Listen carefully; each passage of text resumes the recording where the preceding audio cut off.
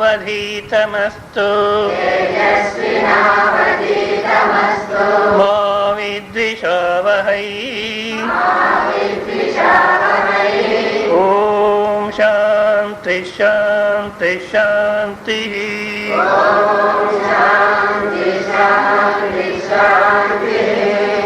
5వ పేజీలో నిర్వికల్పాత్మ ప్రకరణము అక్కడి నుంచి చూడండి.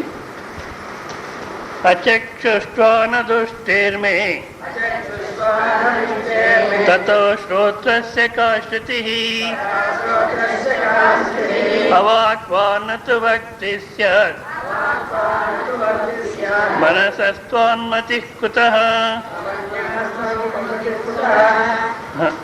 అచక్షుష్ట్వానదృష్టేర్మే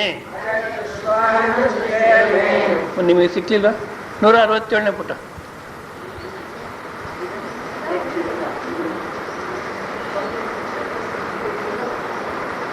అచక్షుష్ట్వానదృష్టేర్మే తథా శ్రోత్రస్య కా శృతిః అవాక్వాన్నతు భక్తి స్యాత్ అమనస్త్వాన్మతిః కుతః. అప్రాణస్య న కర్మాస్తి బుద్ధ్యా భావేన వేదిత. విద్యా విద్యేత తో నస్తః చిన్మాత్ర జ్యోతిషో మమ. నిత్యముక్తస్య శుద్ధస్య కూటస్థస్య విచాలినః అమృతస్యాక్షరస్యైవం అశరీరస్య సర్వదా జిగుత్సావా పిపాసావా శోకమోహో జరామృతి న విద్యంతే శరీరస్త్వాత్ వ్యోమవద్వ్యాపినో మమ. అస్పర్శత్వాన్న మే స్పృష్టిః నా జిహ్వత్వాదసజ్ఞత. నిత్య విజ్ఞాన రూపస్య జ్ఞానాజ్ఞానేన మే సదా యాతు స్యాన్మనసి వృత్తిః చాక్షుష్కారూపరంజన స్మృతిరాగాదిరూపా చ. యాతు స్యాన్మనసి వృత్తిః చాక్షుష్కారూపరంజన నిత్యమేవాత్మనో దృష్ట్యా నిత్యయా దృశ్యతే హి స. తతాన్యేంద్రియాయుక్త యా వృత్తయో విషయాంజన స్మృతిరాగాదిరూపా చ కేవలంతర్మనస్యపి మానస్యస్తదద్వన్యస్య దృశ్యంతే స్వప్నవృత్తయః. ద్రష్టుర్దృష్టి తతో నిత్య శుద్ధానంతాం చ కేవల అనిత్యా సా విశుద్ధేతి గృహ్యతేత్ర వివేకతః. సుఖీ దుఃఖీ తథా చాహం దృశ్యయోపాధిభూతయ మూఢయా మూఢ ఇత్యేవం శుద్ధయా శుద్ధ ఇత్యపి మన్యతే సర్వలోకోయం येन संसारमुच्यते. अचक्षुष्कादिशास्त्रोक्तं सबाह्याभ्यन्तरं त्वजं नित्यमुक्तमिहात्मानं मुमुक्षुश्चे सदा स्मरेत्. अचक्षुष्कादिशास्त्राच्च नेन्द्रियाणि सदा मम అప్రాణో హ్యమనా శుభ్ర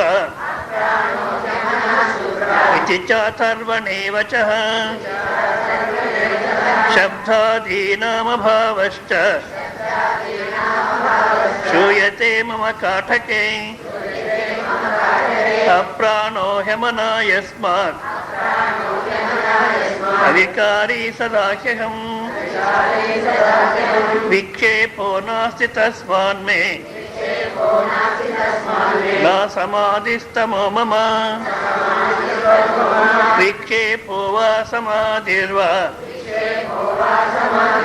మనసస్యాద్వికారిణః అమనస్కస్య శుద్ధస్య కథం స్యాత్ తద్వయం మమ అమనస్త్వావికారిత్వే విదేహా వ్యాపినో మమ ఇత్యేతద్యావజ్ఞాతం తావత్ కార్యం మమ భవత్ నిత్యముక్తస్య శుద్ధస్య బుద్ధస్య చ సదా మమ సమాధిర్వా సమాధిర్వా కార్యం చాన్యత్ కుతో భవేత్ మాం హి జ్ఞాత్వా చ బుద్ధ్వా చ మన్యంతే కృతకృత్యతాం అహం బ్రహ్మాస్మి సర్వోస్మి శుద్ధో బుద్ధోస్మి తస్సదా అజః సర్వత ఏవాహం అజరశ్చాక్షయో మృతః మదన్యః సర్వభూతేషు భోక్తా కశ్చిన్న విద్యతే కర్మాధ్యక్షశ్చ సాక్షీ చ చేతా నిత్యో గుణోద్వయః న సచ్చాహం న చాసచ్చ నో భయం కేవలః శివః న మే సంధ్యా న రాత్రిర్వా నాహర్వా సర్వతాదృశేః సర్వమూర్తివియుక్తం యద్ యథాఖం సూక్ష్మద్వయం తేనాప్యస్మి వినా భూతం బ్రహ్మైవాహం తథాద్వయం మమాత్మా స్వతయాత్మేతి భేదో వ్యోమ్నో యథా భవేత్ ఏకస్య ఋషిభేదేన తథా మమ వికల్పితః మమాత్మా స్వత ఆత్మేతి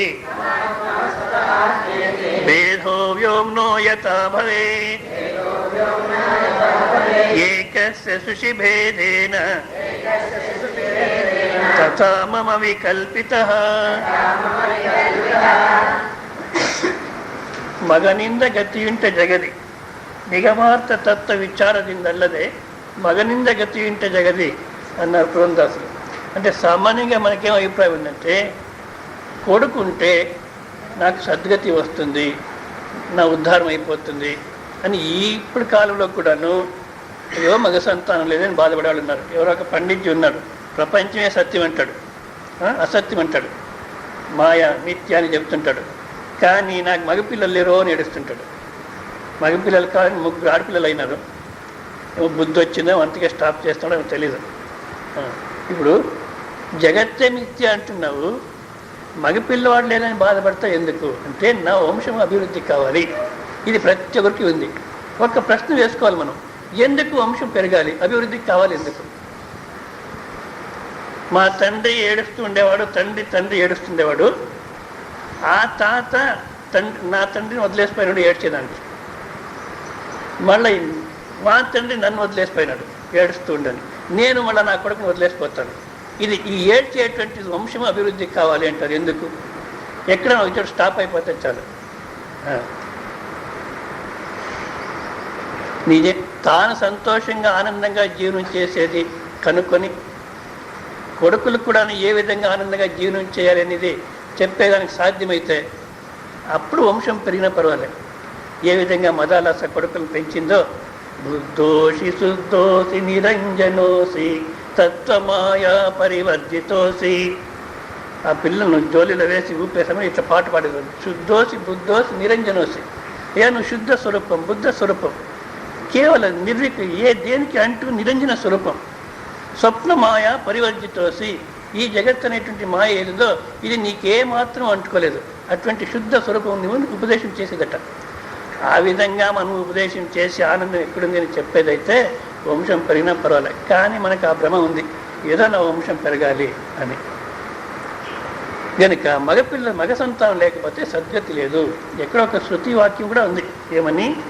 నపుత్రస్య గతిర్నాస్తి అని. మగ సంతానం లేకపోతే మనకు సద్గతి ఉండదని. ఇది ఏ అర్థంతో చెప్పినారంటే, మగపిల్లవాడు కొడుకుంటే ముక్తి దొరుకుతుందని కాదు. మరి యజ్ఞయాగాది కర్మాలు చేసుకుంటూ ఉంటాడు, వేదాధ్యయనం చేస్తూ ఉంటాడు, మళ్ళీ లౌకిక కర్మ చేస్తుంటాడు తండ్రి. ఇంకేం తాను వానప్రస్థాశ్రమానికి పోవాలా అనే సమయంలో కానీ, లేదా ఇంకా చనిపోతాను ఇంకా ఎక్కువ రోజు ఉండను అనేటువంటి సమయంలో కానీ కొడుకును పిలిచి 3 శబ్దాలు చెప్తాడట. కర్మ, బ్రహ్మ ఇట్లా. అంటే నేను ఏ వేదాధ్యయనం చేస్తున్నానో అది నువ్వు చేసుకొని పోతావా? నేను ఏ యజ్ఞయాగాది కర్మాలు చేస్తున్నానో అది నువ్వు చేస్తావా?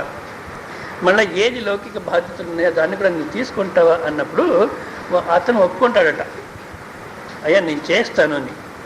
అప్పుడు నిర్మలంగా శరీరం వదిలేయడానికి సాధ్యమవుతుంది. ఈ అర్థంతో మగ సంతానం ఉండాలి అంటారు. కానీ మగ సంతానం ఉన్నా, ఆడ సంతానం ఉన్నా, పిల్లలున్నా, పిల్లలు లేకపోయినా దానికి మీరు ఆనందంగా ఉండేదానికి ఏ సంబంధం కూడా లేదు.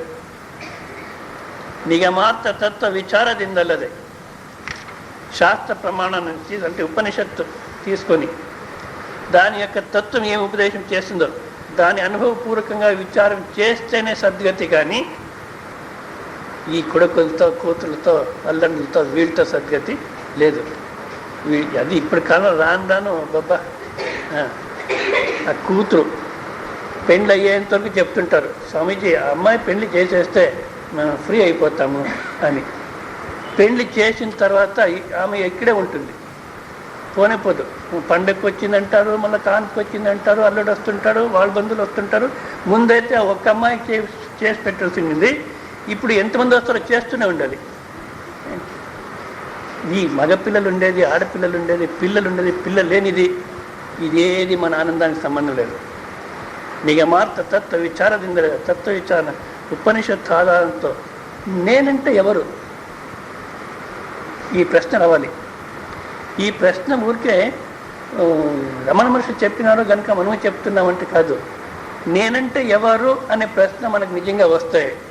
అప్పుడు నన్ను గురించి నేనేమేమి అనుకున్నానో, ఆడ మగ సంసారి దుఃఖి ఫలానా వాళ్ళ కూతురు ఫలానా వాళ్ళ కొడుకు అని ఏమేమి నన్ను గురించి నేను అనుకుంటున్నానో దాంట్లో అంతా సందేహం వచ్చింది నాకు. ఇదేది నేను కాదు. అయితే నేను ఎవరు అనేటువంటి ప్రశ్న వేసుకొని ఉపనిషత్ ఆధారంతో మనం వివేకం చేస్తే, నేనంటే దేన్నైతే మనం విషయీకరించి వ్యవహారం చేసేదానికి కాదో, దేన్నైతే ఇంద్రియ మనస్సు బుద్ధికి విషయంగా తీసుకుని వ్యవహారం చేసేదానికి కాదో, దేన్ని వదులుకొని నేను ఉండేదానికి కాదో, ఏదైతే నాది అని చెప్పుకునేదానికి కాదో, అటువంటి వస్తువు ఏదైనా ఉంటే అదే నేను. ఇప్పుడు మనం ఈ జగత్తును చూసుకుంటే దీంట్లో ఇది నాది ఇది నాది కాదని 2 భాగాలు చేస్తాం.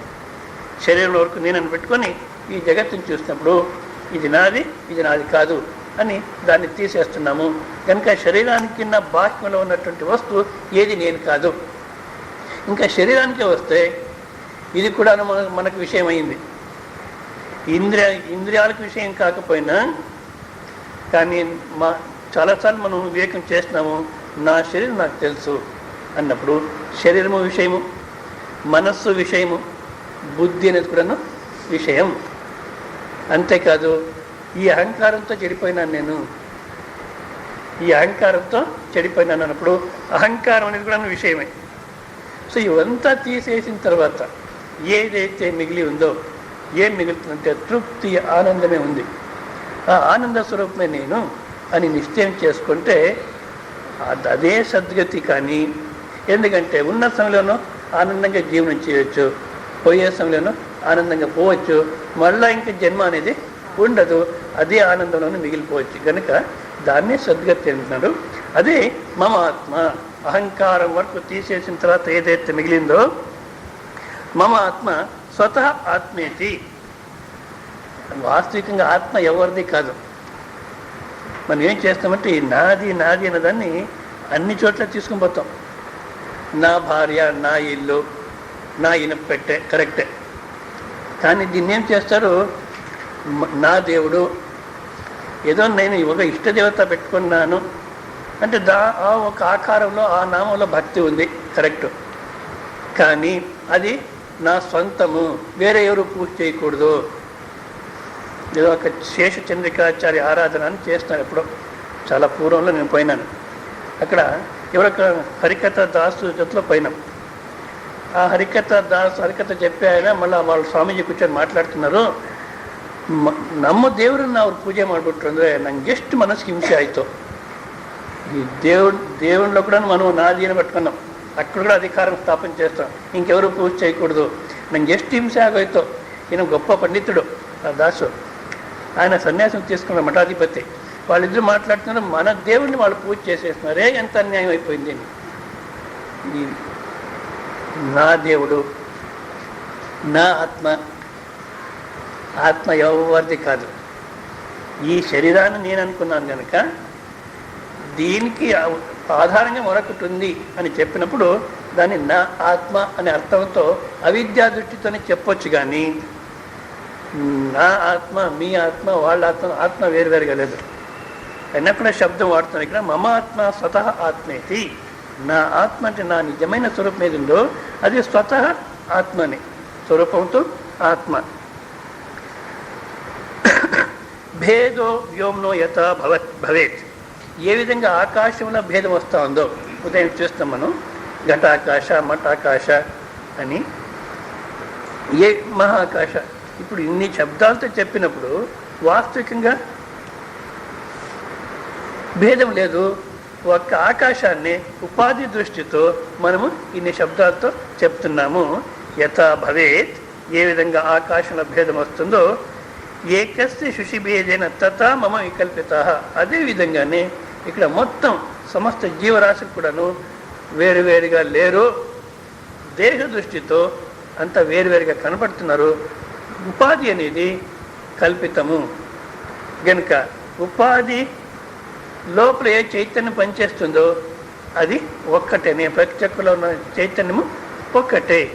దీంట్లో మనం ఏం చేస్తున్నామంటే వ్యవహారానికి ఉదయం ఇక్కడ నిలబెట్టుకున్నాను నేను. వ్యవహారానికి పేర్లు పెట్టుకున్నాం. ఈ పేర్లు పెట్టింది తల్లిదండ్రులు వ్యవహారానికి అనుకూలంగా ఉండాలి అని పేరు పెట్టినారు. అది ఒక విధంగా వ్యవహారానికి మంచిదే, కానీ అదే మనకి చాలా ద్రోహం చేసినట్టు అయిపోయింది. ఎందుకంటే అది ఏం పేరు పెట్టినారో వాళ్ళు అదే నేను అనుకున్నా. పేరు పెట్టేదానికి పూర్వంలో కూడాను మీరు ఉన్నారు. మీరు ఈ జగత్తుకు వచ్చే సమయంలో ఒక పేరుతో రాలే అన్నా. పేరు పెట్టిన తర్వాత కూడాను ఉంటారు, మధ్యలో పేరు మార్చేస్తారు. పేరు మార్చేది ఇప్పుడు పెండ్లి జరిగితే వాళ్ళు ఏదో పేరు పెట్టింటారు అమ్మాయికి, ఆ పేరు సరిలేదని వీళ్ళు ఇంకోటి ఏదో పెట్టుకుంటారు. లేదా ఇదో మా ఇంట్లో వాళ్ళు ఆశ్రమాలు చేరుకుంటే అక్కడ దీక్ష ఇచ్చి పేరు మార్చేస్తారు. అంటే ఆ పేరు పెట్టేదానికి ముందు ఉన్నాను, ఆ పేరు మారిపోయినా కూడా ఉంటాను. ఆ పేరే నేను కాదు, ఒక లేబల్ అంటించేదంతే గుర్తించేదానికి వ్యవహారంలో. కానీ మనం ఏం చేస్తున్నాం, అదే నేను అనుకున్నాం. పేరు పెట్టిన సమయంలో నిజంగా ఎవరికి పేరు పెట్టినారు కొంచెం సూక్ష్మంగా చూస్తే కేవలం శరీరానికే పేరు పెట్టరు. ఎందుకు, ఇప్పుడు పుట్టినాడు, అసలు ఊపిరి ఆడటంలే, పుట్టిన క్షణంలోనే పోయింది ప్రాణం. అప్పుడు ఏం చేస్తారు చెప్పండి, పేరు పెడతారా? తీసుకొని పారేస్తారు. మరి ప్రాణం ఉంది, జీవి ఉన్నాడు కనుక పేరు పెట్టినారు. అంటే ఆ చైతన్యానికే పేరు పెడుతున్నారు. గోవింద, వెంకన్న, మల్లన్న ఏ పేరు పెట్టినా కూడాను అక్కడ ఉండేది ఎవరంటే ఆ చైతన్యమే. గనుక ఉపాధి దృష్టితో మనం వేరే పేరుతో వ్యవహారం చేసినా కూడాను వాస్తవికంగా భేదం అనేది లేదు, ఉన్నది ఒక్క స్వరూపమే. మళ్ళీ వేరే వాళ్ళు నన్ను వ్యవహారంలో ఏ విధంగా వ్యవహారం చేయాలి అనే దానికోసం ఒక పేరు ఇచ్చినారు తల్లిదండ్రులు. నేను నన్ను వ్యవహారం తీసుకొని రావాలంటే నేను అదే శబ్దం వాడలేను. మళ్ళీ ఇప్పుడు గోవింద అని పేరు పెట్టింటారు. ఎవరైనా వేరే వాళ్ళు వ్యవహారం చేయాలంటే ఏ గోవింద ఇక్కడ రా అని పిలుస్తుంటారు.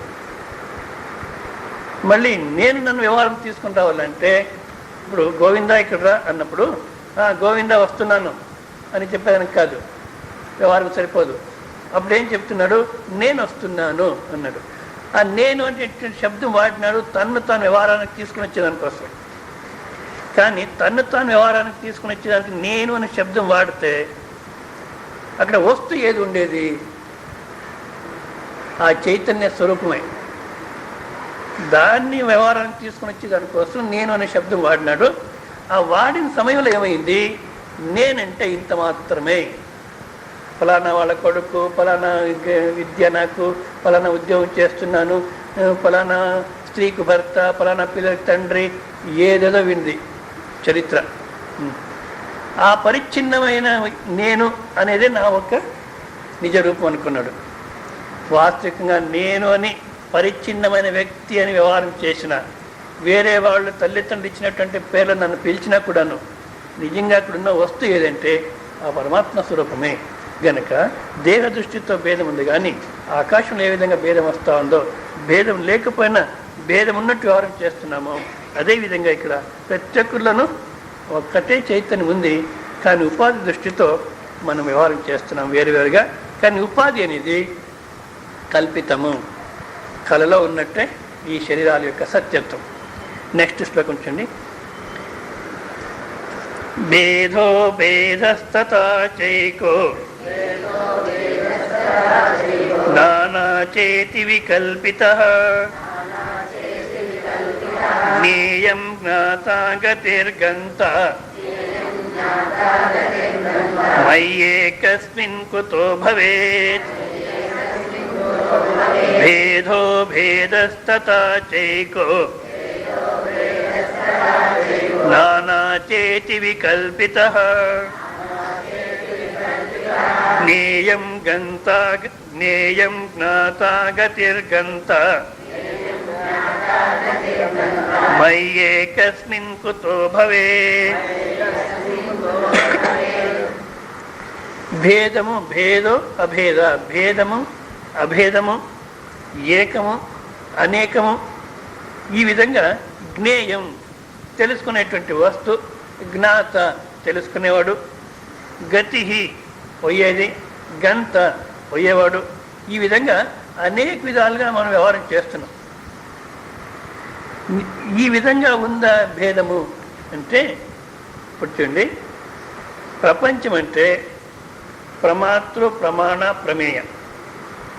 ప్రమాతృ అంటే ప్రమాణాలని ఉపయోగం చేసుకుని వ్యవహారం చేసి నేను ప్రమాతృ, నేను ప్రమాతృ, ప్రమాణాలని ఉపయోగం చేసుకుని వ్యవహారం చేసి నేను ప్రమాతృ. జ్ఞానేంద్రియాన్ని ఉపయోగం చేసుకున్నప్పుడు జ్ఞానేంద్రియాన్నప్పుడు జ్ఞాతృ అంటారు అని జ్ఞాతృ అని ఆరోపణ వస్తుంది. ప్రమాణాలను ఉపయోగం చేసుకున్నప్పుడు ప్రమాతృ అంటున్నాం. కర్మేంద్రియాలను ఉపయోగం చేస్తే కర్తృ, ఏదైనా భోగం అనుభవిస్తే దుఃఖం అనుభవిస్తే భోక్తృ. ఈ విధంగా ఒక్కొక్క ఇంద్రియాల దృష్టితో నన్ను నేను ఈ విధంగా అనుకుంటున్నాను. కనుక ప్రమాతృ అంటే ప్రమాణాలను ఉపయోగం చేసుకున్నప్పుడు నాకు ప్రమాతృ అని ఆరోపణ చేసుకుంటాను. ప్రమాతృ. ప్రమాణ, ప్రమాణ అంటే విషయ జ్ఞానం ఏదైతే ఇస్తుందో ప్రమాకరణం ప్రమాణం, విషయ జ్ఞానాన్ని ఏదైతే ఇస్తుందో అది ప్రమాణం. మరి ప్రమేయ అంటే ప్రమాణానికి విషయమైందేదో అది ప్రమేయ. ఇప్పుడు చూడండి, ఇది ప్రమేయ. మన కంటితో చూసినప్పుడు ఈ ఆకారంగా మనసు మారుతుంది, గడియారం మనం గుర్తిస్తున్నాము. కనుక కన్ను ప్రమాణం, ప్రమాణ ప్రమేయ. ఈ కన్ను ఉపయోగం చేసిన నేను ప్రమాతృ, ప్రమాతృ ప్రమాణ ప్రమేయ. ఇప్పుడు దీంట్లో ఫస్ట్ ఏది ఉంటుంది చెప్పండి? ప్రమాతృ. ప్రమాతృ ఉంటుంది అంటున్నాం, ఆత్మ కాదు. ప్రమాత్వం అని చెప్పుకోవాలంటే ప్రమాణాలు ఉంటేనే కదా ప్రమాత్వం అని చెప్పుకునేది. అప్పుడు ఫస్ట్ ఏది ఉండాలి? ప్రమాణాలు ఉండాలి. ప్రమాణాలు ఉంటే దాన్ని ఉపయోగం చేసుకున్నప్పుడు నేను ప్రమాత్రం అవుతాను కనుక ఫస్ట్ ప్రమాణాలు ఉండాలి. ప్రమాణం అని చెప్పాలంటే ప్రమాణం అంటే ఏమి? ప్రమాకరణం, ప్రమాణం. ప్రమేయ జ్ఞానం ఇచ్చిన తర్వాతనే అది ప్రమాణం అయ్యేది. ప్రమేయ జ్ఞానం ఇచ్చిన తర్వాతనే ప్రమాణం అనిపించుకుంటుంది. అంటే ఫస్ట్ ఏది ఉండాలి? ప్రమేయం ఉండాలి. ప్రమేయం అని చెప్పాలంటే ప్రమాణానికి విషయం అయితేనే ప్రమేయం అనేది, లేకపోతే స్వతంత్రంగా ప్రమేయం కాదు అది. అప్పుడు ఫస్ట్ ఏడున్నది ఇట్లా అక్కడే తిరుగుతుంటాం. చక్రికా దోష అంటారు, ఏది సిద్ధం కాదు. చక్రికా దోష లేదా అన్యోన్యాశ్రయ దోష. ప్రమేయాన్ని చెప్పాలంటే ప్రమాణం ఉండాలి, ప్రమాణం అని చెప్పాలంటే ప్రమేయం ఉండాలి. ఏది ఫస్ట్ అంటే సిద్ధం కాదు. సరే, ఇప్పుడు ఏది లేదంటాను నేను, సిద్ధం కాదు కనుక స్వతంత్రంగా ఈ మూడు లేదు అంటాను. అది లేదంటే ఒప్పుకుంటారా? ఎట్లా స్వామి, మన అనుభవంలో ఉంది అంటారు. ఏదైతే మన అనుభవంలో ఉందో దాన్ని మనం లేదని చెప్పలేము. కానీ స్వతంత్రంగా సిద్ధమవుతోందంటే లేదు. మరి దేంతో సిద్ధమవుతోంది? నా అనుభవంతోనే సిద్ధమవుతోంది, నా ఉనికితోనే సిద్ధమవుతోంది. నా ఉనికి స్వతः సిద్ధం. ఆ ఉనికినే ప్రమాణ దృష్టితో ప్రమాత్రం అంటున్నాను, మళ్ళీ ప్రమేయ అంటున్నాను, ప్రమాణం అంటున్నాను. ఆ ఉనికినే ప్రమాతృ, ప్రమాణ, ప్రమేయ అనే రూపంగా కనబడుతోంది. కానీ నా అనుభవం అని మీరేమంటున్నారో మీ ఉనికి నేను అనే తలంపు లేకుండా ఏ ఒక్క అస్తిత్వం ఉందో దాని సంబంధం లేకుండా ప్రమాతృ, ప్రమాణ, ప్రమేయ అన్నటువంటి జగత్తుని చూపెట్టండి చూస్తాం. సో ఈ విధంగా మనం విచారం చేసినప్పుడు మొత్తం జగత్తంతా నేనే. దీంట్లో భేదము, అభేదము, అనేకము ఈ విధంగా కల్పన చేస్తున్నారు, అంతేగాని వాస్తవికంగా భేదం అనేది సత్యం కాదు. నమే హేయం నాదేయం అవికార్యతో హ్యహం సదా ముక్తస్తతా శుద్ధః సదా బుద్ధో గుణోద్వయః. నమే హేయం నాదేయం అవికార్యతో హ్యహం సదా ముక్తస్తతా శుద్ధః సదా బుద్ధో గుణోద్వయః. నమే హేయం, నేను త్యాగం చేయవలసింది, ఏమంటే వదులుకోవాల్సింది కానీ ఉపాధేయం తీసుకోవాల్సింది కానీ ఏది లేదు. ఎందుకంటే అవికార్యత హి హయం, నేను అవికారి, ఏ విధమైన వికారం చెందేవాడు కాదు. గనక మనకు శరీరం వికారం అవుతుంది, మనస్సు వికారం చెందుతుంది, బుద్ధి వికారం చెందుతుంది. ఉంటే కదా అంటారు, ఏది బుద్ధి ఉందని పెట్టుకొని మాట్లాడదాం, అది కూడా వికారం అవుతుంది. అహంకారం వికారం అవుతుంది. కానీ అహంకారరహితమైన స్వరూపం ఏది ఉందో దాంట్లో ఎప్పటికీ వికారం అనేది లేదు. గనుకనే మీరు ఏ రోజు నిద్రపోయినా కూడాను ఒక్కటే ఆనందం. ఇప్పుడు సామాన్యంగా చెప్తుంటారు వయస్సు అయిన వాళ్ళు, అబ్బా మేము చిన్న వయసులో ఉన్నప్పుడు ఆ మామిడి పండు ఎంత రుచిగా ఉండేదో, ఇప్పుడు ఆ మామిడి పండు వస్తుంది అంత హైబ్రిడ్ అయిపోయింది, ఏం రుచి ఉండదు, వెయిట్ మాత్రమే. ఏ తరకారీ వెజిటబుల్ తీసుకున్నా ఫ్రూట్స్ తీసుకున్నా రుచి ఉండదు, వెయిట్ మాత్రమే. ఎందుకు అంత హైబ్రిడ్. అదేవిధంగా నేను చిన్న వయసులో నిద్రపోతే ఎంత ఆనందం ఉండేది, ఇప్పుడు నిద్ర వస్తుంది కానీ ఆనందం లేదు అంటామా? హైబ్రిడ్ అయిపోయింది. బ్రీడే కాదు అది, అంటే జన్మించింది కాదు. ఎందుకు? దాంట్లో ఏ వికారము రావడం లేదు. మీరు జాగ్రత్త అవస్థలో ఉన్నా అదే స్వరూపమే. మీరు ఏం వ్యవహారం చేసినా కూడాను దాంట్లో ఏ వికారం రావడం లేదు. అంటే నేను సుఖి దుఃఖి అని ఎట్లా మారుతున్నారు? మనస్సుకు తాదాత్మ్యం చెందుతున్నాం. మనస్సును వదిలేసి మనం చూసుకున్నామంటే ఇక్కడ సుఖి దుఃఖి అనేది కూడాను, సుఖము దుఃఖం అనేది మీ మానసిక కల్పన, అంతేగాని ఏది సుఖం ఏది దుఃఖం, ఉన్నదాన్ని ఒప్పుకోకుండా పోతే దుఃఖం అంతే. ఏది ఉంటే దాన్ని ఒప్పుకొనేస్తే నిజంగా సుఖము లేదు, దుఃఖము లేదు, ఏది ఉందో అది ఉంది. కానీ మనం బోర్డు వేస్తున్నాం గనక ఒకవేళ మనస్సులో సుఖము దుఃఖము అనే మార్పు వచ్చినా కూడాను మనస్సు సాక్షి అయినటువంటి స్వరూపంలో ఏ విధమైన వికారం కూడాను రావడం లేదు. సదా ముక్త తథా శుద్ధ.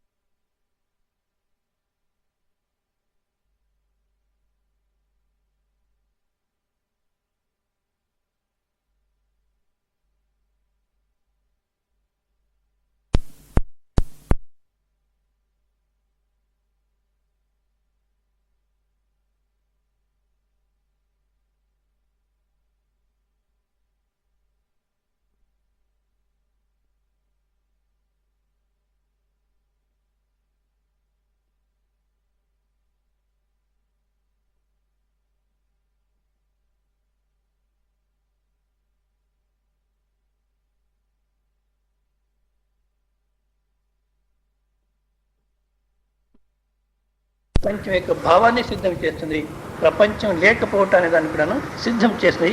అటువంటి జ్ఞానస్వరూపం. అగుణ అంటే ఏ విధమైన సత్ రజస్ తమస్ అనే గుణాలు పరమాత్మ యందు లేదు, నిర్గుణ స్వరూపం. అద్వయ తనకిన్న రెండో వస్తు లేని స్వరూపం. నెక్స్ట్ శ్లోకాలు చూడండి. ఇత్యేవం సర్వదాత్మానం విద్యా సర్వం సమాహితః విదిత్వా మాం స్వదేహస్థం ఋషిర్ముక్తో ధ్రువో భవేత్. ఇత్యేవం సర్వదాత్మానం విద్యా సర్వం సమాహితః విదిత్వా మా స్వదేహస్థం ఋషిర్ముక్తో ధ్రువో భవేత్. కృతకృత్యశ్చ సిద్ధశ్చ యోగి బ్రాహ్మణ ఏవ చ య ఏవం వేద తత్వార్థం అన్యతా హ్యాత్మః భవేత్. కృతకృత్యశ్చ సిద్ధశ్చ యోగి బ్రాహ్మణ ఏవ చ య ఏవం వేద తత్వార్థం అన్యతా హ్యాత్మః భవేత్ ఇత్యేవం. ఈ విధంగా అంటే ఇంతవరకు ఆత్మానుసంధానం అని ఎక్కడి నుంచి అచక్షుష అనే శ్లోకం నుంచి చెప్తున్నారు. అచక్షుషాది శాస్త్రోక్తం సభాభ్యామంత్రేజం అక్కడి నుంచి ఏ విధంగా చెప్పినారో ఆ విధంగా సర్వదా ఆత్మానం విద్యాత్, ప్రతి క్షణంలోనూ ఈ విధంగా అనుసంధానం చేస్తున్నది, ఈ విధంగా తెలుసుకోవాలి. విద్యాత్ సర్వం, సర్వం అంటే ఆ ఆత్మస్వరూపాన్ని గురించి ఏమేమి చెప్పబడిందో దీన్నంతా మనం తెలుసుకోవాలి. విద్యాత్ సమాహిత, ఎట్లా తెలుసుకోవాలంటే సమాధానంగా ఉండాలి మనసు. ఏ విధంగా సమాధానంగా ఉంటుందని నెక్స్ట్ శ్లోకం తీసుకున్నప్పుడు చూస్తాం ఆ శబ్దాన్ని. విదిత్వా తెలుసుకొని మా స్వదేశస్థం ఋషిర్ముక్తో ధ్రువో భవేత్. ఏ శరీరం అయితే నేను అనుకున్నారో ఆ శరీరంలో ఉన్న స్వరూపాన్ని తెలుసుకుంటే వాడే ఋషి. మంత్రద్రష్టాహ, మంత్రాన్ని చూసి చెప్పిన వాళ్ళని కూడా ఋషి అంటారు. కానీ తత్వాన్ని తెలిసిన వాడు కూడాను ఋషి. గనక ఏ శరీరం అయితే నాది అని మీరు భ్రమ చెందినారో ఆ శరీరంలో ఉన్న చైతన్య స్వరూపాన్ని తెలుసుకొని ఋషిగా మిగిలిపోవాలి. తర్వాత ముక్త, సంసార బంధం ఉంది. పుట్టినాను సస్తాను అనేది సంసారం. సంసారం అంటే భార్య పిల్లలు భర్త పిల్లలు ఇది సంసారం కాదు. మరి సంసారం అంటే సమ్యక్ సరతీతి సంసార, చక్కగా ప్రయాణం చేస్తూ ఉంది. ఇది ఎక్కడి నుంచి ఎక్కడికి ప్రయాణం చేస్తానంటే పునః జననవు పునః మరణు పునః తాయియ గర్భ దివాసవు జన్మ మరణ జన్మ మరణ. పుట్టినాను సస్తాను అని ఏమనుకుంటున్నామో అదే సంసారము. దాని నుంచి ముక్త అంటే నాకు జన్మము లేదు, మరణం కూడా లేదు, ఇంకా మధ్యలో సంసారిత్వం అనేది కూడా లేదు. ధ్రువో భవేత్, దృఢంగా నిశ్చయపూర్వకంగా ఆ ఒక తత్వంలో నిలబడిపోవాలి. కృతకృత్యశ్చ సిద్ధశ్చ యోగి బ్రాహ్మణ ఏవచ్చ. ఎవరైతే ఈ విధంగా అర్థం చేసుకుంటారో వాడు కృతకృత్య. కృతకృత్య అంటే ఏమేమి చేయాలా అనుకున్నానో అంత చేసినాను, ఏమేమి తెలుసుకోవాలా అనుకున్నానో అంత తెలుసుకున్నాను. ఈ తత్వం తెలుసుకుంటేనే ఈ కృతకృత్య అనేది వచ్చేది. ఎందుకంటే ఈ చేసేది జీవితంలో ఏమేమి చేయాలో అదంతా చేసిన తర్వాత నాకు కృతకృత్యత వస్తుంది అనుకుంటారు సామాన్యంగా. ఏం చేయాలప్ప అంటే ఇది మామూలు సమాజంలో ఇది బాగా గట్టి వచ్చేసిందేమని పుట్టిన తర్వాత చదువుకోవాలి, సంపాదన చేయాలి, సంపాదన చేసుకున్న తర్వాత పెళ్లి చేసుకోవాలి, పెళ్లి చేసుకున్న తర్వాత మళ్ళీ పిల్లలు సంతానము, మళ్ళీ వాళ్ళకు ఎడ్యుకేషన్ ఇవ్వాలి, మళ్ళీ వాళ్ళకి పెళ్లి చేయాలి, మళ్ళీ మనవలే వాళ్ళు కూడా సంసారంలో బాధపడే చూసి ఆ తర్వాత కృతకృత్య అంటారు. నిజంగా ఎవరికైనా కృతకృత్య ఇంత చేసినారు చాలామంది, ప్రతి ఒక్కరు ఇది చేసినారు. 99.999 చేసినారు. ఎవరో రమణ మహర్షులు శంకరాచార్యులు వాళ్ళు వదిలేస్తే మిగతా వాళ్ళంతా ఈ క్రియలు చేసినారు. ఎవరికైనా తృప్తి అయిందా? చెప్పుకుంటారు అంతే. ఏం తాత కూర్చున్నావు అంటే ఊరికే కూర్చున్నప్ప అంటాడు. నిజంగా ఊరికే కూర్చున్నాడా? తల్లో ತುಂಬಿ ಅವತಲಯೊಳಗೆ ನೂರಾರು ಹಕ್ಕಿಗಳು ಎಂತು ಮುಕ್ತ ನಾಗಬೇಕಣ್ಣ, ಇಂತಾದ ಮೇಲ್ತ ಎಂತು ಮುಕ್ತಿಯ ಪಡೆಯಬೇಕಣ್ಣ, ಎಂತು ಮುಕ್ತ ನಾಗಬೇಕಣ್ಣ, ಇಂತಾದ ಮೇಲ್ತ ಎಂತು ಮುಕ್ತಿಯ ಪಡೆಯಬೇಕಣ್ಣ. ಕಂತೆ ಬೊಂತೆಗೆ ಚಿಂತೆ ರೋಗದ ಚಿಂತೆ ಮುಪ್ಪಿನ ಚಿಂತೆ ಬಡತನ ಚಿಂತೆ ಸತ್ತರೆ ಚಿಂತೆ ಎಂಬಿ ಸಂತೆ ಹೊಳ್ತಾ ಎಂತು ಮುಕ್ತ ನಾಗಬೇಕಣ್ಣ, ಇಂತಾದ ಮೇಲ್ತ ಎಂತು ಮುಕ್ತ ನಾಗಬೇಕಣ್ಣ. ಚಿಕ್ಕ ಪುಟ್ಟವರಿಲ್ಲದೆ ಚಿಂತೆ, ನೆರೆಹೊರೆಯ ಮನೆಯಲ್ಲಿ ಮಕ್ಕಳಿರುವ ಮಾತುಗಳ ಚಿಂತೆ, ಮಕ್ಕಳಾಗದ ಚಿಂತೆ ಬಳಿಕ ಮಕ್ಕಳಿಗೆ ದಿಕ್ಕೆಂಬ ಚಿಂತೆಯು, ಮಕ್ಕಳೆಲ್ಲ ಒಕ್ಕಲೋಗಲು ಬಿಕ್ಕಿ ಬಿಕ್ಕಿ ಅಳುವ ಚಿಂತೆಯೋ ಎಂತು ಮುಕ್ತ ನಾಗ. ఊరికే కూర్చున్నాను అంటాడు. ఏం తాత కూర్చున్నా అంటే ఊరికే కూర్చున్నానప్ప అంటాడు. తల్లో ఇదే ఉంది. అయ్యో కొడుకుల కోసం ఎంత చేస్తే వీడు నా పక్కన తిరిగి చూడరే, అంత ఒకరు వెళ్ళిపోయినారే, దశరథుని పరిస్థితి అయిపోయిందని. అది దశరథుని పరిస్థితి అంటే ఏమి? తన శవాన్ని శవ సంస్కారం చేసేదానికి కూడా ఒక్కడు లేదు. అంత బాధపడి కావాలనుకున్నాడు. కానీ ఏం లాభమైంది? కనుక కృతకృత్య ఇవంతా చేసేస్తే కృతకృత్య అని సమాజంలో అట్లా వచ్చేసింది. కానీ అప్పుడు మనకు కృతకృత్య వస్తుందంటే లేదు. ఏమి తెలుసుకోవాలనుకో అంతా తెలుసుకున్నాను అనేది కూడాను, తెలుసుకోవాలి అనేటువంటి భ్రమ ఏదుందో ఆ తెలుసుకోవాలి అనేటువంటి అహంకారి వాడే పడిపోవాలి. కర్మాలు చేయాలి అనేటువంటి అహంకారి వాడు పడిపోవాలి. అహంకారం పడిపోయిందంటే అప్పుడే కృతకృత్య. గనుక తన స్వరూపాన్ని ఎవరైతే అర్థం చేసుకున్న ఋషి, అటువంటి ఆయన కృతకృత్యశ్చ సిద్ధశ్చ, అదే నిజమైన సిద్ధి. యోగి అతనే బ్రాహ్మణ. ఏవచ ఏం వేద, ఈ విధంగా ఎవరైతే తత్వార్థం తన నిజ స్వరూపాన్ని ఎవరైతే ఈ విధంగా తెలుసుకున్నారో వాడే ఋషి, బ్రాహ్మణ, యోగి. అంతేగాని అన్యతా హి ఆత్మ భవేత్. ఇది వదిలేసి మనం ఏదో ఇట్లే జీవనం చేసుకొని పోయినామంటే నిజంగా ఆత్మహత్య చేసుకుంటున్నారు ప్రతి ఒక్కరును. ఇప్పుడు సామాన్యంగా ఎవరైనా ఉరేసుకొని వస్తే లేదా విషయం తీసుకున్నారు, రైలు కింద పడినారు, ఇట్లన్నప్పుడు ఆత్మహత్య చేసుకున్నారు అంటున్నాం. వాస్తవికంగా రోగం వచ్చి సచ్చినా ఒకటే, ఉరేసుకొని సచ్చినా ఒకటే.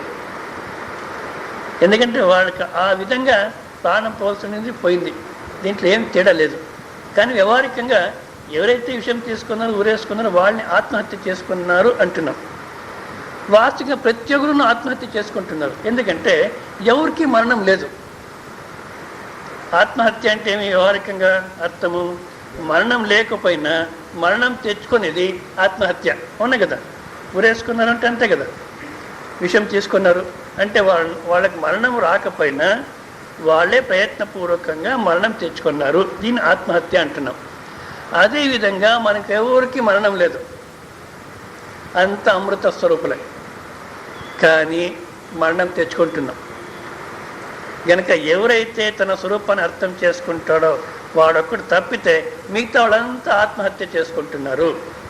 కనుక నిశ్చయం చేయండి, ఆత్మహత్య చేసుకుంటారో లేదా తత్వాన్ని తెలుసుకుంటారు.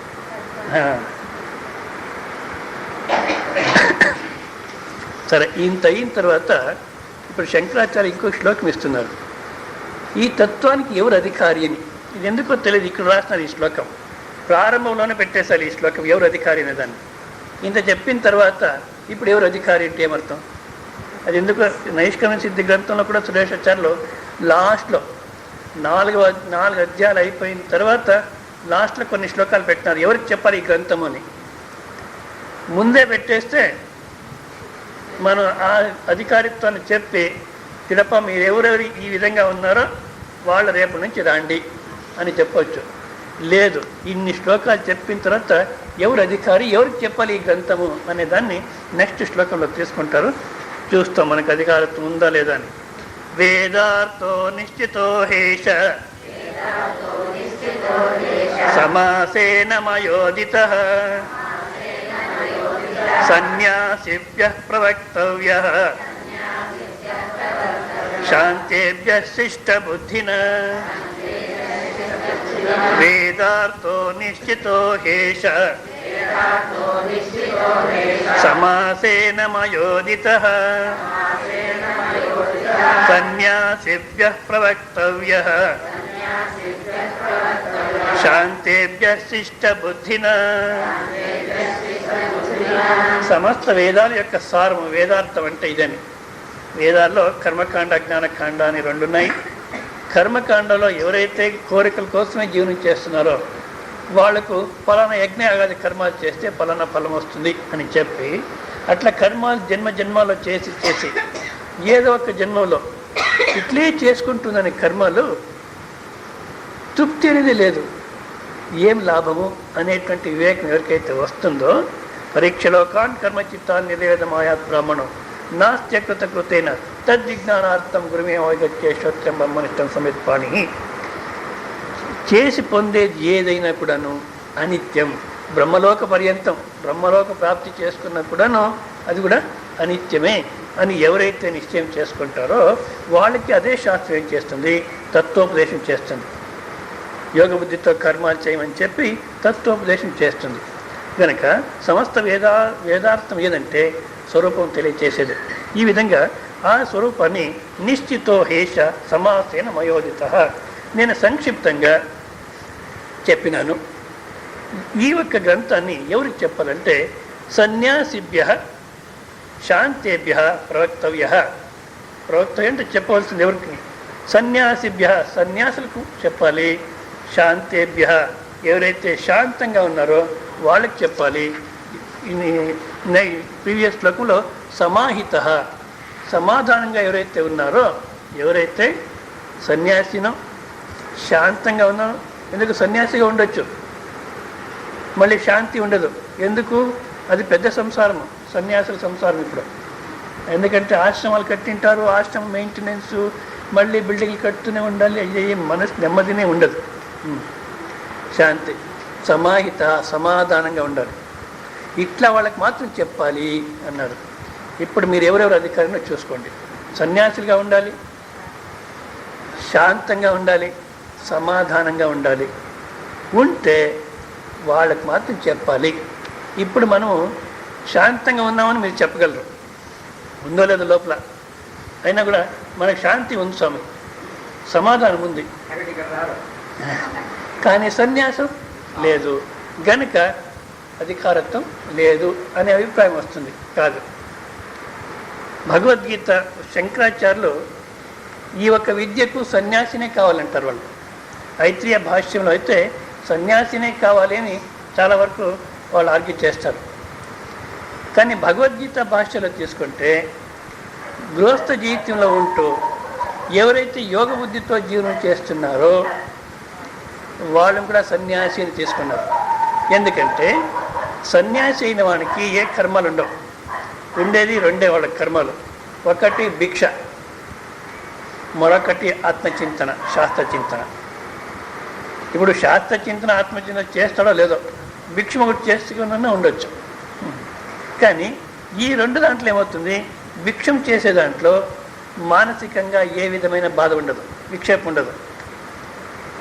ఏదో ఆ సమయానికి స్వామి భిక్ష అంటే పోయి తినేసి వస్తే సరి, కానీ రుచిగా ఉండాలంటే మళ్ళీ ప్రాబ్లమే. స్వాదు అన్నమునతి యాచ్యతాం, రుచిగా కోరొద్దు. విధి వశేన ప్రాప్తేన సంతుష్యతాం, నీ విధి ప్రకారం నీ ప్రారంభ ప్రకారం ఏది వస్తుందో దాంట్లో సంతృప్తిగా ఉండు. ప్రతిదినం భిక్షౌషణం ముజ్యతాం, ప్రతిరోజు భిక్షాన్నం అనేదాన్ని తిను అని శాస్త్రం చెప్తుంది. ఇప్పుడు అట్లా అదొక్కటే కర్మ, దాంట్లో వాళ్ళు పెట్టి తినేస్తే మనసుకి ఏ విధమైన విక్షేపం లేదు. మళ్ళీ నెక్స్ట్ ఇంకా తినేంత వరకు శాంతంగా ఉండొచ్చు.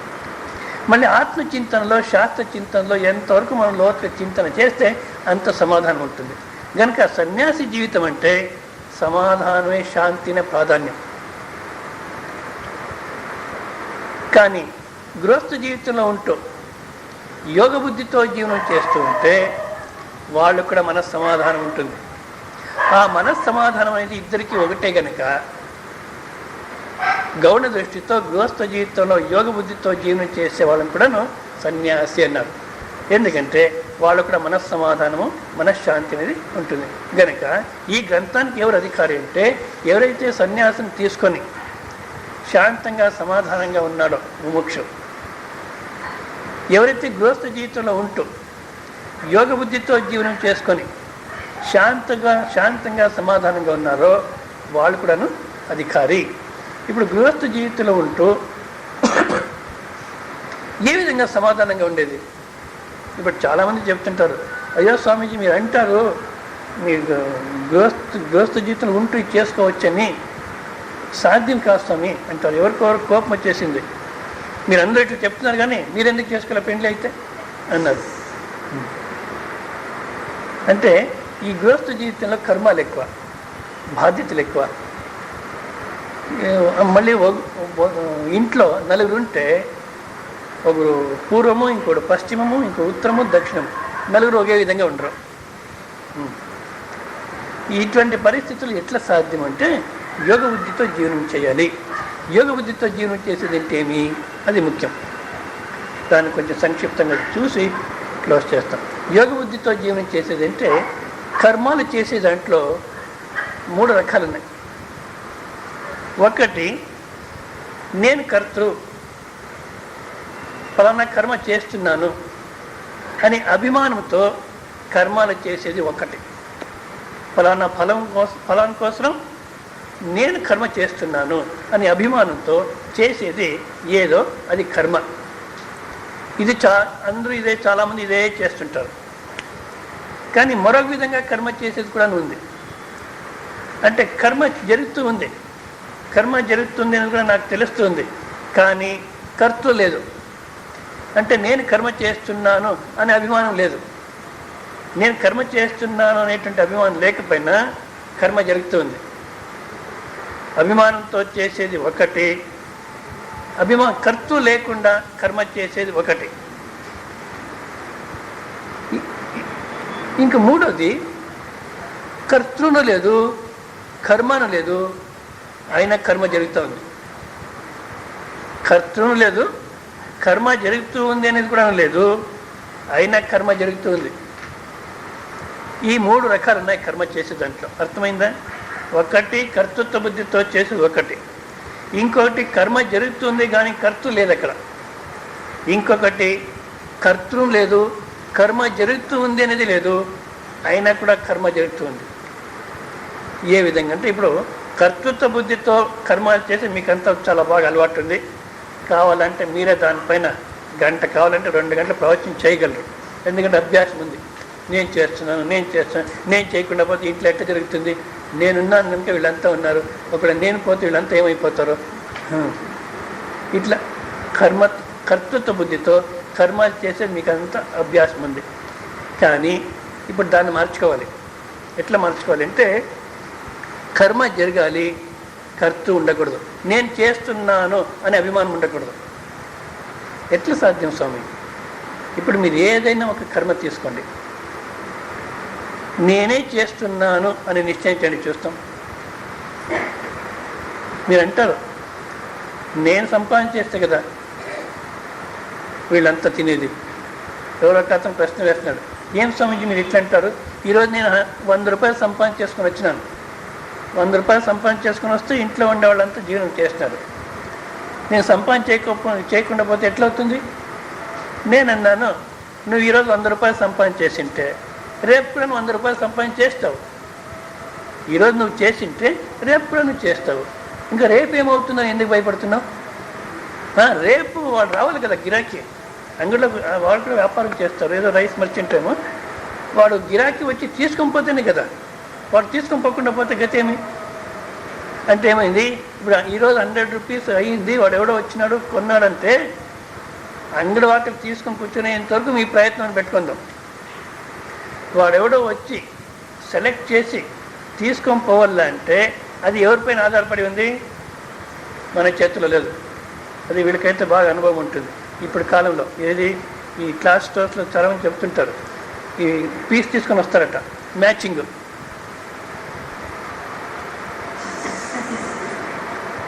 అక్కడ ఉండేవంతా తీసేసినా కూడా ఒక్క కలర్ కూడా సరిపోలే, మళ్ళీ అన్నీ ఎత్తిపెట్టాలి, మళ్ళీ అంతలో ఇంకోరు వస్తారు, మళ్ళీ తీసేయాలి.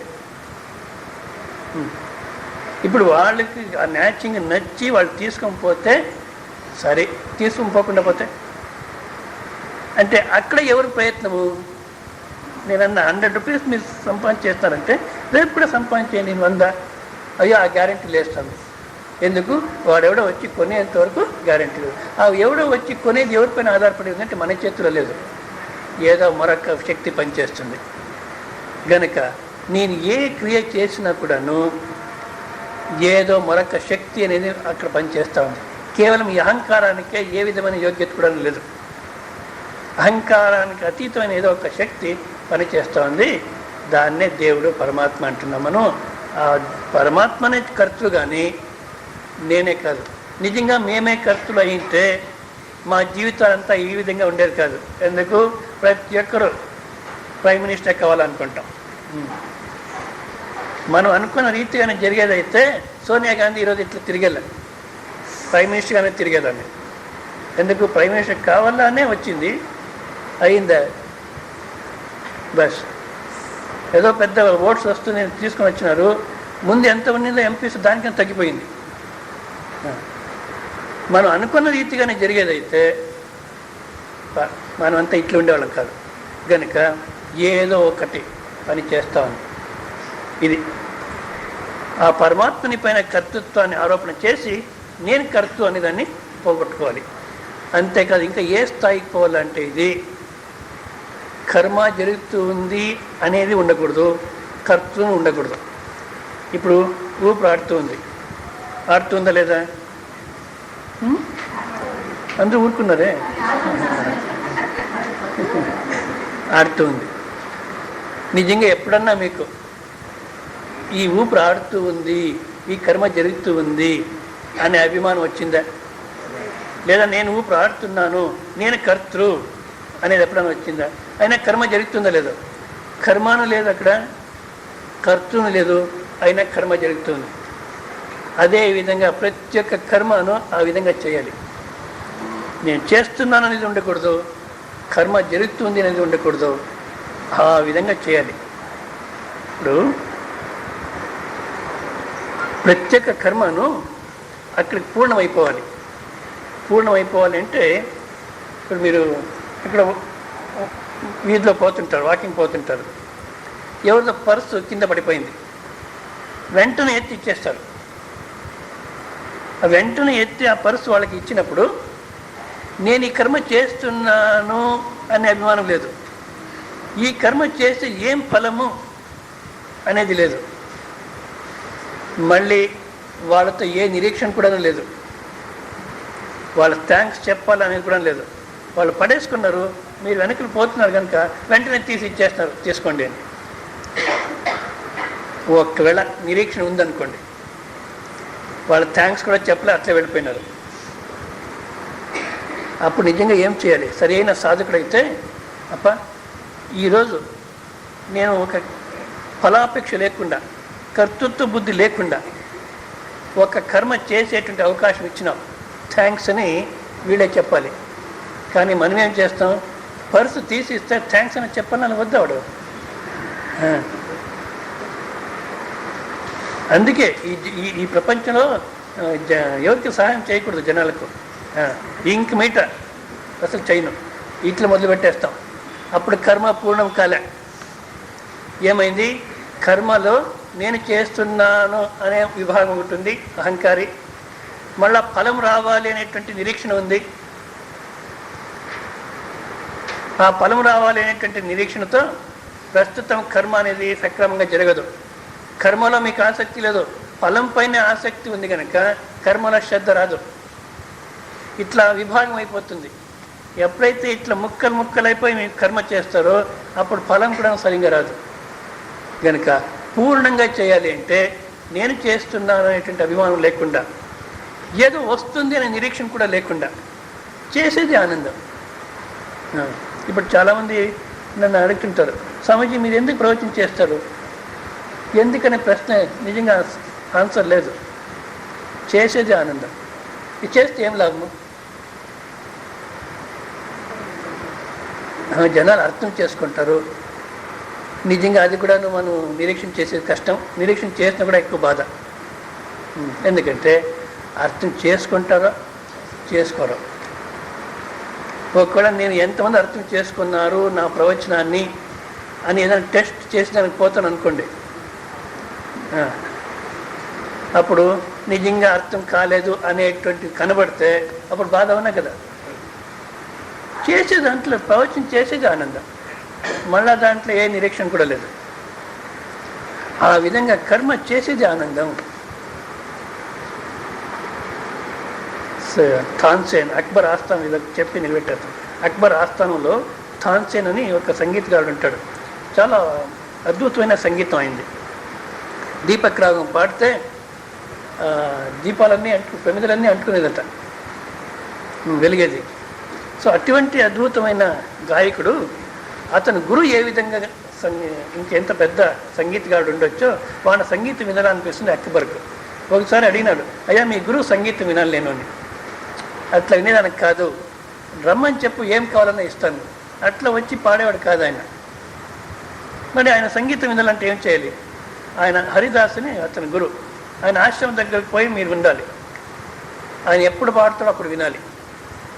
సరే పోయి ఒకసారి దాక్కున్నారు. అక్బరు, తర్వాత తాన్సేన్. ఆయన హరిదాసు తెల్లవారుజామున 2:30 గంటలకు లేచి పాడుతున్నాడంటే చాలా ఆనందంగా ఉంది. ఈ అక్బర్కి చాలా సంతోషమైంది. అయ్యా తాన్సేన్, నువ్వెందుకు ఇంత బాగా పాడలేదు? ఆ స్థాయికి పోయి నువ్వు పాడలేదే, ఎందుకు అన్నాడు. అయ్యా, నేను ఆ స్థాయికి పోయి పాడేదానికి సాధ్యం కాదు. ఎందుకంటే నేను పాడే సమయంలో మీరు తృప్తి చెందాలి, మీరు సంభావన మంచిగా ఇవ్వాలి నాకు అని యోచన చేస్తుంటాను. గనుక నేను ఆ స్థాయికి పోయేదానికి సాధ్యం కాదు. ఎందుకంటే అక్కడ పాడేవాడు గట్టిగా ఉన్నాడు, అహంకారి. హరిదాస్ పాడుతున్నాడంటే ఎవరిని తృప్తిపరిచేదానికి కాదు, తాను తృప్తిగా పాడుతున్నాడు. వేరే వాళ్ళని తృప్తిపరచాలని లేదు. మళ్ళీ నువ్వేం సంభావన ఇస్తావు అనేది కూడాను లేదు. ఆయన పాడే దాంట్లోనే తృప్తిగా పాడుతూ. అదేవిధంగా మనం కూడాను తృప్తిగా పనిచేయాలి. తృప్తి కోసం పనిచేస్తున్నాం మనం, తృప్తిగా పనిచేయాలి. అది ఇట్లా ప్రవచనం విన్నారంటే మళ్ళీ ఈ కుటుంబంలో వికల్పం చేసుకుంటారు. అయ్యో వీళ్ళంతా నాకు బరువు, ఇది లేకపోయింటే హాయిగా నేను ధ్యానం చేసుకునేవాడిని, అట్లా ఇట్లా అని. తప్పేమి? నా భార్యను చూసుకునేదాంట్లో నాకు సంతోషం, నా పిల్లని చూసుకునేదాంట్లో నాకు సంతోషం, ఆనందంగా చూసుకుంటాను. దాన్ని ఎందుకు బరువు అనుకోవాలి? గనుక అట్లా బరువు అనుకోకుండా తృప్తిగా మీరు కర్మలు చేసేదైతే అదే సన్యాసత్వం. చేస్తున్నానని అభిమానం లేకుండా, ఫలాపేక్ష లేకుండా, ఏ కర్మానికి ఆ కర్మ పూర్ణమైపోతుంది, తృప్తిగా జీవనం జరుగుతూ ఉంది అంటే అప్పుడు మీరు శాంతంగా ఉంటారు, సమాధానంగా ఉంటారు, సన్యాసిత్వం అనేది ఉంటుంది. అప్పుడు ఈ గ్రంథం బోధపడుతుంది. దానికి విరోధంగా అంటే అబ్బా ఉదయం లేస్తే సాయంత్రం రాత్రి పండుకునేంత వరకు వాళ్ళు నెమ్మదిగా ఉండరు, ఇంకొకరిని నెమ్మదిగా ఉండేదానికి ఆలోచించరు. ఏదో ఒకటి అన్నిదానికి విరోధము, అన్నిదానికి ప్రతి ఒక్కరైనా కోప్పడేది, తాను మనసు చెడగొట్టుకునేది, వేరే వాళ్ళ మనసు చెడగొట్టు, ఇట్లా ఉంటే ఈ గ్రంథం బోధపడదు. గనుక శాంతగా సమాధానంగా సన్యాసిగా ఉండాలి. కుటుంబంలో ఉన్నప్పుడను సన్యాసిగా ఉండాలి. ఎవరైతే తనలో తాను జీవనం చేస్తున్నాడో వాడు సన్యాసి. ఎవరిలో చాలామంది జీవనం చేస్తున్నారో వాడు సంసారి. అంటే నిర్లిప్తంగా కుటుంబంలో ఉన్నప్పుడను, గృహస్థ జీవితం ఉన్నప్పుడను నిర్లిప్తంగా ఉంటే ఈ గ్రంథం అటువంటి వాళ్ళకే ఇది చెప్పాలి అంటారు. మీరు మార్చడానికి ప్రయత్నం చేయండి. నెక్స్ట్ శ్లోక తర్వాత వినొచ్చు, రేపు మార్నింగ్ చూస్తాం. ఓం పూర్ణమద పూర్ణమిదం పూర్ణాత్ పూర్ణముదచ్యతే పూర్ణస్య పూర్ణమాదాయ పూర్ణమేవావశిష్యతే. ఓం శాంతి శాంతి శాంతి.